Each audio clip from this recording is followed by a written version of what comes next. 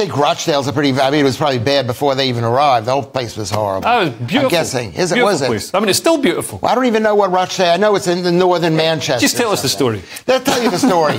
Dark day for the Jewish community as Labour apologises for the for George Galloway by-election.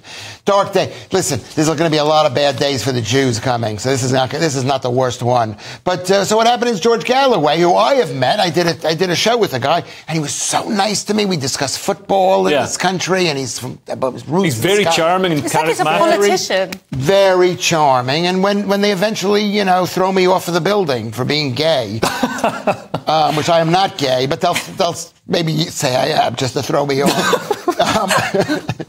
It's not because he was a Jew, it's because he was annoying. George Galloway. You got to stop me. I'm going off on a tangent. You too. No, I'm enjoying it, but do tell us the story. The story is what happened is up in Rochdale is the Labour candidate said something untoward. Yeah, anti-Semitic. Possibly anti-Semitic. Let's just say it wasn't. But let's say it was, and Labour had to take him off the ballot. And by Labour taking him off the ballot, they gave George Galloway a free ride. Labour had no candidate, effectively. Yeah, I think we're going to just have to put that in a box that he may be anti-Semitic. I mean, he said that Israel were complicit in the attacks on October the 7th. Not on. Yeah. So anyway, carry on. I have to push back on that. He should be the one pushing back. Well, they let me talk sometimes too, so I'm having a go. Thank you for pushing back. Yeah. Maybe you should be the Just tell us what the... Can I just say this? You probably will. We don't know if Israel was or was not. Listen, that's getting away from the point. Don't start that. Keir Starmer said no. So Starmer's apologised. Yeah, 3-year-old to read the news. He basically apologised because they didn't give the Labour candidate. They didn't have a Labour candidate. But it's his fault for picking that Labour candidate. It was his fault for letting this guy be the Labour candidate. So he was right to apologise.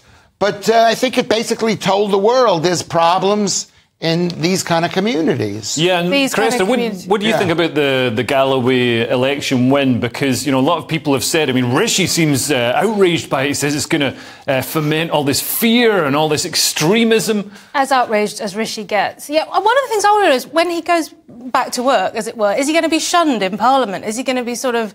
I don't think he's going to be very popular. I think he's used to that. Well, right, so it doesn't bother him. He just carries on regardless. And there will be enough. I remember he's Scottish, and there's probably the SNP who's going to probably take his side. And he is very charming. They're not on the same side. They're not on the same side. I guess on some issues they would be. Well, you know what? I can't imagine the SNP doing anything that would make me happy.